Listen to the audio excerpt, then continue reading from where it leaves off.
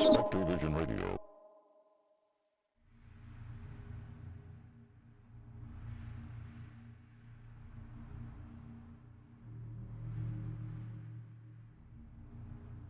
Kevin, if this is a joke, it's just getting boring now. That's what my partner Sophie said when I insisted for the 15th time that there categorically had not been a big surprise party for my 40th birthday. She grabbed her phone and pulled up a photo album. "There," she said, pushing it towards me. I scrolled through countless images. They all depicted the same thing, a party in our backyard. All my nearest and dearest were there. There was a barbecue, drinks. Everyone looked happy, me included. That's when I got scared. Despite the fact that I'd turned 40 only 2 years prior, I had absolutely no recollection of the surprise party, even when faced with irrefutable evidence. I was so unnerved by that fact that I decided to keep it to myself. I did my best to crack a smile and tried to pass it off as a prank. "Gotcha," I said.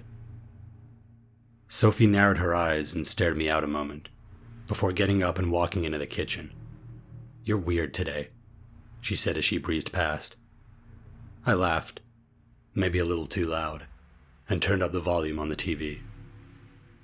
I could hear Sophie fixing herself a drink, and hoped she'd have moved past it by the time she came back in. But her face had sunken with sadness when she re-emerged. And when I saw what was in her hand, I realized why. "Don't worry," I said, beckoning for her to come sit by me. "We'll figure it out." She nodded solemnly and put the letters, more long overdue bills, on the pile with the rest of them.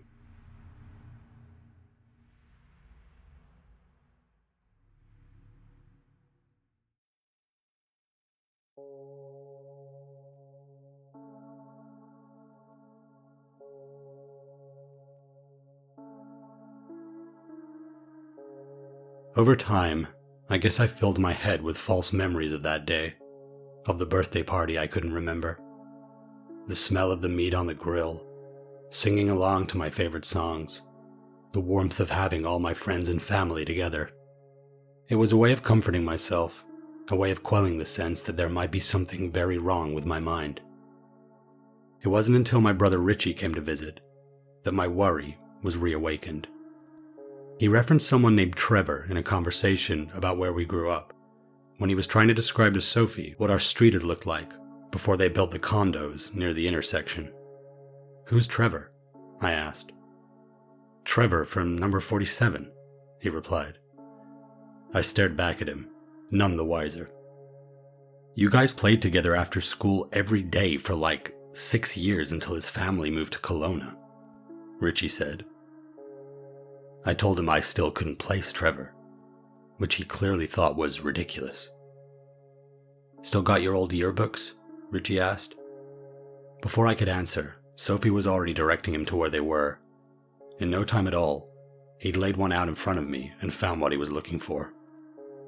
"There," he said, pointing to a picture of a young man I'd never seen before in my life, but whose photo was directly next to the one of an 11-year-old me. "You remember, right?" My mind was totally, utterly blank.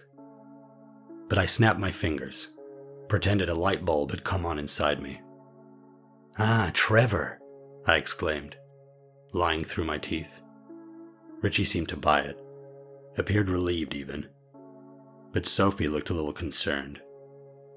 "I haven't been sleeping well," I said, trying to close things off before they went any further with it. "I'm just really tired." Richie was aware of the financial problems we'd been having, how everything had snowballed since I'd lost my job, and I was hoping he'd assume that was what I was getting at and steer around the touchy subject. To my luck, he did just that, and soon enough he and Sophie were onto something else. I excused myself and went into the bathroom. I stood there in the quiet, trying my hardest to conjure a memory of Trevor, to fill in the latest gap in my mind Richie had inadvertently alerted me to. But no matter how much I searched, there was nothing there.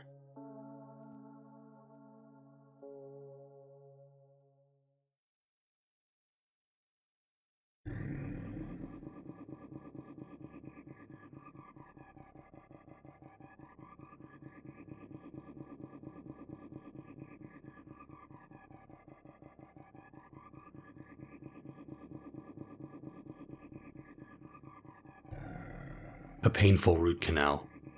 The suit fitting for the wedding. Jimmy tripping me over in the school cafeteria. I bolted upright. The almost perfect dark of my bedroom was all I could see.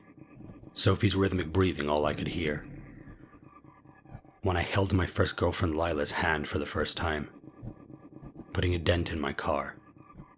That huge argument I had with Dad one Christmas. It all raced by. These were memories, but it was like something outside of me was triggering them. Like I had no say in whether to think about them or not. They'd flash up in my mind, play out for a few seconds like a video, and then be replaced by another one. A drunken night in my college dorm. That creepy man at Grandma's funeral. The day Richie and I caught that massive pike. It was like flicking through channels, but someone else had the remote.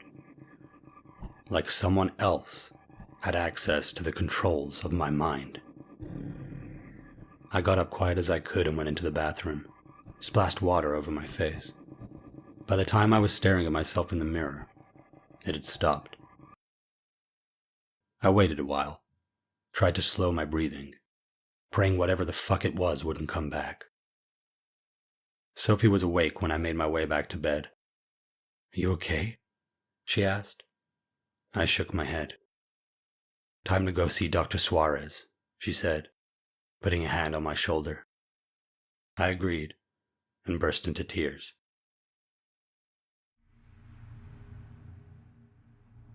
I picked at the skin around my fingernails as I waited for them to call my name, every minute feeling like an hour. I even contemplated pretending to get a phone call, tell them something had come up and that I'd have to reschedule. Part of me felt like it was better not to know what Dr. Suarez might tell me. Yet I stayed put, tried to focus on other things. There wasn't much distraction in the waiting room, aside from a pile of those magazines no one ever reads. But there was a strange painting, hanging on the wall, that caught my eye. Either it hadn't been there before, or I'd never noticed it. It was a black rectangle, paint thick and oily, making the dark surface appear lumpy. In the center of it hovered a shape? I'm not sure you could call it that. It was an unpredictable form without any real symmetry, executed in a faint, almost translucent off-white that gave it the appearance of almost being a hologram floating over the black backdrop, like it somehow existed outside it. They called my name. Dr. Suarez listened patiently, making notes as I told him about not being able to remember my 40th birthday party, told him about not being able to remember Trevor. When I came to a stop, he turned away from his computer and smiled at me. "All perfectly normal," he said. "And how are you finding the scans? Takes some people a while to get used to him." "What?" I asked. Dr. Suarez stared back at me. His smile vanished. He looked confused, but also intrigued. "You don't know what I'm referring to?" he asked. I assured him I had no idea. "Fascinating," he said, almost excited by the fact. "Do you remember why you first came to see me?" he asked. "All the stress from the money troubles after you lost your job?" I nodded, not understanding where he was headed. "I offered you a solution," he said. "Do you remember what that was?" I went to speak, but realized there were no words where there should be. "No," I eventually spat out. "I don't remember any of that either." Dr. Suarez leaned back in his chair and looked away from me. I could see the wheels turning behind his eyes, like he was readying something and considering how best to approach it. There are memories that don't really matter in the greater scheme of things. Wouldn't you agree? I stared back at him, perplexed. I was there to unburden myself, tell someone what I'd been going through, hopefully to be put at ease. But he offered only a beckoning look, wanting me to respond. I guess so," I said, hoping whatever he was driving at would become clear. Dr. Suarez smiled again, So losing those memories, for a generous reward, wouldn't be such a bad thing, now would it? He asked. I found myself getting angry. He was talking in riddles, summoning questions when all I wanted were answers. Lose them how? I asked. Dr. Suarez didn't seem fazed by my growing irritation. Instead, he leaned in closer over his desk, shortening the distance between us, and adopting a steely seriousness. There are beings who want glimpses of what it's like to be human, he said. I wanted to scream at him that he was crazy, grab my phone and call the police. But somehow, staring back at that expression on his face, no matter how much it seemed utterly insane, it was as if he was telling me something that I somehow already knew to be true, and that made it even more terrifying to listen to. That's why they're taking those memories from you, Dr. Suarez went on. They are tourists of humanity. Who or what are they? I said. Dr. Suarez shook his head. Not even I truly know the answer to that, he conceded. I'm a facilitator, nothing more. I flopped back in my chair, energy drained. You'll never lose anything essential, Dr. Suarez added, reconfiguring his expression to reassure me. That's part of the agreement. And what if they violate that agreement? I asked. He smiled kindly and shook his head. It's never happened, and take my word, it never will. We sat in silence a while, until I was ready to ask him why I couldn't remember agreeing to all of this. That excited curiosity took over him again. One of the memories they chose must have been the memory of you deciding to do this in the first place, he said. Why would they do that? I asked. Dr. Suarez pondered it a moment, tapping his fingers rhythmically against the surface of his desk. My best guess? They wanted to experience the desperation of someone willing to sacrifice pieces of their life, he offered. I was too busy trying to stop my head from spinning to feel the sting of that truth, that my despair had been turned into some ride at an amusement park. Oh, the scans, Dr. Suarez said. You must have felt very concerned, not knowing what was going on. From time to time, you might feel as if your mind is cycling through memories. Think of it as them browsing the catalog. That bizarre experience I'd had in the middle of the night. That uncontrollable conveyor belt of recollections. It had felt like being invaded. I felt faint, sick. I grabbed the edge of the desk in an attempt to stop the room from twisting around me. Dr. Suarez clocked the distress taking me over. You must not remember how much you're being paid, either, he added, placing his hand gently down on mine. I froze when he told me the amount. It was life-changing. It only made me feel more sick. I couldn't tell if it was because of the craziness of what I was hearing, or the number he'd said out loud, or both. Look in your wallet, Dr. Suarez said softly. I complied and dug it out of my pocket. Behind the bank cards I recognized was another one. It had my name on it, but I'd never seen it before. You're being paid through my company, Dr. Suarez said. All the legal paperwork has been taken care of. You can spend it freely and without worry. My hand shook as I put the card back where I'd found it. Can I stop this? I asked, voice trembling. Dr. Suarez frowned and leaned in closer again. His voice dropped into a deeper, more somber tone. You can, of course, he said gravely. But you have a choice to make. You can accept this small inconvenience as part of your new profession, or you can give back every single cent and roll the dice with how the rest of your life is going to play out. I dropped the wallet, grabbed the sides of my head with both hands, feeling like I was coming undone. I'd say take your time, Dr. Suarez added, but you already agreed to this once, so I'm pretty sure I know what your answer's gonna be.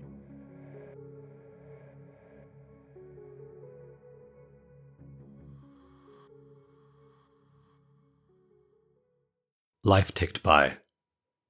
Sometimes, I'd feel one of them crawl inside my mind. Those invisible, unknowable tourists. I'd feel them browse all the clips that live in my memory. But I got used to it. Whenever I couldn't recall something, at least I knew why. And I also knew it was the reason Sophie and I were able to enjoy a better life than I ever could have provided for us otherwise. We lived in a beautiful house, went on luxurious vacations, ate the finest food. We wanted for nothing. A small inconvenience for a great reward. But one morning, I awoke to hear a strange, high-pitched shrieking coming from downstairs. I got up and crept to the top of the staircase. I paused, trying to keep quiet, and heard the rapid-fire steps of something fast, scrambling across the floorboards below. I grabbed my baseball bat and slowly made my way down. As I turned the corner to face the living room, I heard whatever it was scuttle across the floor and rush into the utility closet. I crept over, bat raised, ready to smash it down on whatever it was. I tried to steady my breathing, grasped the door handle. Okay. 1, 2, 3. I whipped open the door, and as I did, I heard Sophie scream out from behind me. "Kevin!" she cried. "That's our son! That's our son!" I stumbled back and saw that it was a child that was hiding in the closet. "It's hide and seek, Dad," the child said. "Mom's trying to find me." I had never seen that child before in my life.